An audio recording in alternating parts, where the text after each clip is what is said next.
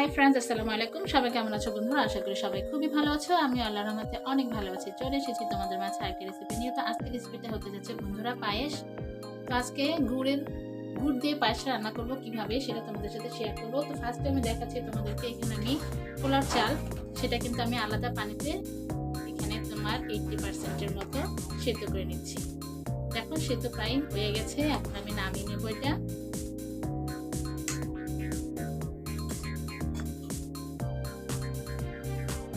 তো বন্ধুরা পায়েসের জন্য এখানে কিন্তু আমি আলাদা দুটো জাল দিয়ে নিচ্ছি। তো এখানে কিন্তু আমি হালকা পরিমাণ লবণ দিয়েছি, আর দেখতে পাচ্ছ এখানে তেজপাতা, দারচিনি, এলাচ আছে। সবটা দিয়ে এখন ভালো করে আমি নেড়ে চেড়ে দিব। তো দুধটা আমি অনেকটা, এখানে কমপক্ষে 2 কেজি দুধ আছে বন্ধুরা। তো 2 কেজি দুধটা আমি ভালো করে এমনভাবে জাল দিব দুধটা খুব ঘন হয়ে আসবে। তো এই চালের মধ্যেও কিন্তু বন্ধুরা আমি হালকা পরিমাণ লবণ দিয়েছিলাম যাতে চালটা একটু লবণমুক্ত হয়। তো এখন আমি পানিটা ফেলে দিব, ফেলে দিয়ে চালটা দিয়ে দিব দুধের ভিতরে। তো বন্ধুরা দেখো পানিটা কিন্তু নিংড়িয়ে নিয়েছি। তো এখানে হালকা পরিমাণ পানি আছে, এইটুকু পানি সহ আমি এখন দিয়ে দিব ভিতরে।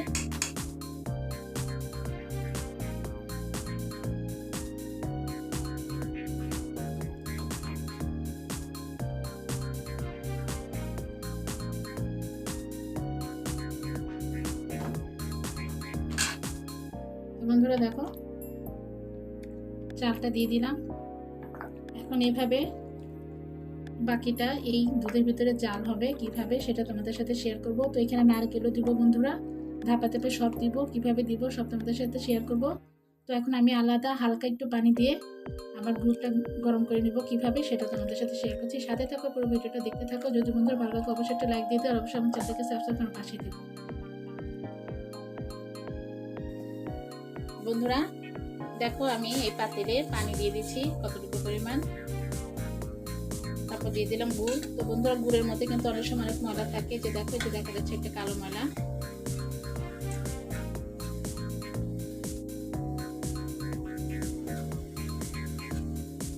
তো বন্ধুরা এই গুড়টা কিন্তু আমি এখানে ভালোভাবে একেবারে গলিয়ে নিব, ভালো করে চাল দিয়ে নিব মিডিয়াম আছে। প্রথমে মিডিয়াম আঁচ থাকবে, শেষ পর্যন্ত যত দেখা যাবে যে পুরোটা যখন গলে গেছে তখন একদম কম করে ডিম করে দিব। তারপরে ভালো করে চাল দিয়ে নিব, পানিটা অনেকটা একটু শুকিয়ে নিয়ে আসবো। পানিটা গরম হলে কিন্তু খুব তাড়াতাড়ি গলে যাবে। তারপরে এটা কিন্তু আমি আবার ছেঁকে দিব বন্ধুরা। তো এখানে আমি এতটুকু কেটে দিয়েছি, বাকিটা ওখানে অল্প অল্প করে দেওয়ার পরে বোঝা যাবে বন্ধুরা কত। একসাথে সবটা দিব না, যদি বেশি হয়ে যায় সেই কারণে প্রথমে অর্ধেকের একটু বেশি দিয়ে দেখবো, যদি দেখা যায় আর একটু লাগবে তাহলে পুরোটাই দিয়ে দিব। তো সেটা তোমাদের সাথে শেয়ার করবো, শেষ পর্যন্ত দেখো বন্ধুরা, ভালো লাগবে আশা করি তোমাদের। তো গুড়টা ভালোভাবে আমি এখানে গলিয়ে নিব। তো বন্ধুরা সাথে থাকো, দেখতে থাকো পুরো ভিডিও। বন্ধুরা দেখো এখানে কিন্তু পায়েসটা আমি জাল দিচ্ছি। তো পায়েসের ভিতরে এখন বন্ধুরা দিয়ে দিব নারকেল। নারকেলটা বন্ধুরা আমি আগেই কুড়িয়ে রেখেছিলাম ডিপ ফ্রিজে। তো সবটা আমি এখন এখানে দিয়ে দিব।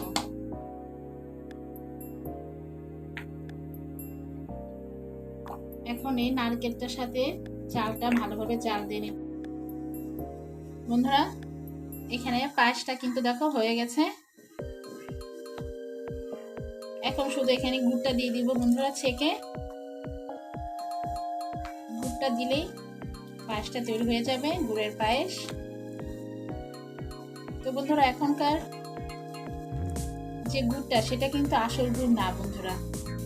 অনেক ক্ষেত্রে দেখা যায় আসল গুড় করলে বিক্রি করে, পরবর্তীতে রান্না করার পর দেখা যায়, বিশেষ করে গুড়টা যদি আমি এরকম দুধের ভিতরে দিয়ে গরম দিয়ে জাল দিতে থাকি তাহলে কিন্তু অনেক সময় দুধটা ফেটে যায়, দুধটা নষ্ট হয়ে যায় বন্ধুরা। তো সেক্ষেত্রে আজকাল খাঁটি গুড়টা চেনা বড় তাই, যার কারণে আমি কোনো রিস্ক নিলাম না বন্ধুরা। শুধু পায়েসটা আলাদা করে ফেললাম, আর গুড়টা আলাদা আমি গরম পানিতে গুলিয়ে নিয়েছি। তো সেটা গুড়ের নালিটা এখন আমি এখানে ছেঁকে দিয়ে দিব, তাহলে এখানে সে মিষ্টিটা পারফেক্ট হয়ে যাবে। অতএব তৈরি হয়ে যাবে আমার গুড়ের পায়েস। তো এভাবে না করে নিলে বন্ধুরা হঠাৎ যদি গুড়ের ভিতর কোনো ভেজাল থাকে তাহলে কিন্তু দুধটা নষ্ট হয়ে যাবে, তখন পায়েসটা নষ্ট হয়ে যাবে, তখন আর খেতে পারবো না। তো পায়েসের ভিতর দেখেছো তোমরা এখানে আমি নারকেলও দিয়েছি। তো তো বন্ধুরা, যে কোনো জিনিস খালি একটু পারফেক্টভাবে করলে স্বাদ হয়, আর সেটা খেতে অনেক মজা হয়। তো কীভাবে স্বাদ হবে, কীভাবে কী করলে এটা টেস্ট বেড়ে যাবে, সেটা সম্পূর্ণটা তোমাদের সাথে শেয়ার করলাম। আশা করি তোমরা যদি কখনো বাড়িতে এভাবে নারকেল দিয়ে পায়েস তৈরি করতে চাও কিংবা গুড়ের পায়েস তৈরি করতে চাও, এভাবে একবার করে দেখো। গুড়টাও ঠিক থাকবে, বাট পায়েস করতে গেলে গুড়ের যে একটা পারফেক্ট স্বাদ সেটাও কিন্তু ঠিক থাকবে। তো এভাবে অবশ্যই করে খেও। আর আমার কমেন্টস অবশ্যই লিখে জানাবে আমার রেসিপিটা তোমাদের কাছে কেমন লেগেছে। যদি ভালো লাগে অবশ্যই একটু লাইক দিয়ে দিবে বন্ধুরা, অবশ্যই কিন্তু লাইক দিবে। আর অবশ্যই আমার চ্যানেলটিকে সাবস্ক্রাইব করে পাশে থেকে বেল আইকনটা অবশ্যই ক্লিক করে দিবে, তাহলে পরবর্তীতে যে কোনো ভিডিও আমি আপলোড করি না কেন সঙ্গে সঙ্গে তোমাদের কাছে নোটিফিকেশন চলে যাবে। তো বন্ধুরা, এখন আমি গুড়ের নালিটা এখানে ছেঁকে দিয়ে দিব, কেননা গুড়টা যেহেতু আমি জাল দিয়েছি, গুড়ের ভিতরে বন্ধুরা ওরা যখন গুঁড়ো তৈরি করে অনেক কিন্তু ময়লা থাকতে পারে। অনেক সময় জাল দেওয়ার সময় নিচে যে ছাইগুলো সেগুলো কিন্তু উড়ে আসে, সেক্ষেত্রে আমাদেরকে কিন্তু অবশ্যই ছেঁকে নিলে ভালো হয়। সেই সমস্যাটা মানে সেই রিস্কটা থাকে না ময়লা সহ থাকার। তো এখন আমি এখানে ছেঁকে দিয়ে দিব, কিভাবে দিব অবশ্যই দেখো, সাথে ভালো বুঝতে পারবো। এটা সহজভাবে আজকে আমি গুড়ের পায়েসটা তৈরি করে ফেললাম। বন্ধুরা, আমি কিন্তু এখানে গুড়ের নাড়িটা ছেঁকে দিয়ে দিয়েছি। এখন আমি একটু নেড়ে দিব। নেড়ে ছেড়ে দেওয়ার পর একটু টেস্ট করতে হবে বন্ধুরা যে এখানে মিষ্টির পরিমাণটা ঠিক আছে কিনা। যদি লাগে তাহলে আরেকটু রেখেছি, ওইটুকু দিয়ে দিব। আর যদি বেশি হয় সে ভয়ে কিন্তু আমি একটু রেখে দিয়েছি আলাদা। আমার মনে হচ্ছে সম্পূর্ণটা লাগবে, তারপরেও বন্ধুরা সাহস পেলাম না, কেননা দেওয়ার পরে যদি বেশি হয়ে যাচ্ছে এটা কিছু করার থাকবে না। পরে লাগলে সেটা আমি দিতে পারবো, যেহেতু আমি রেডি করে রাখছি, এটা কোনো ব্যাপার না। তো জাস্ট এখন একটু আমি চেক করে দেখবো মিষ্টির পরিমাণটা ঠিক আছে কিনা।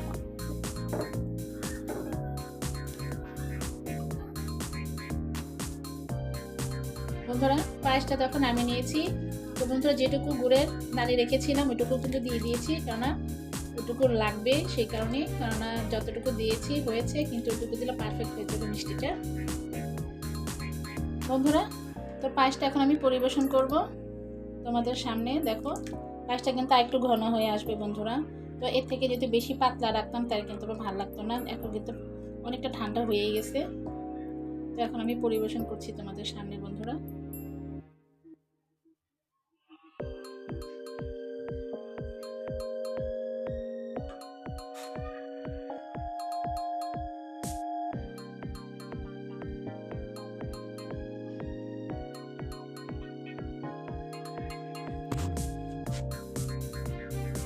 তো বন্ধুরা, পায়েসটা পরিবেশন করে ফেললাম তোমাদের সামনে। ভালো লাগলো অবশ্যই কিন্তু একটা লাইক দিয়ে দিও বন্ধুরা, আর অবশ্যই আমার সাথে থেকো। আজকের মতো এখানে বিদায় নিচ্ছি বন্ধুরা, আল্লাহ হাফেজ।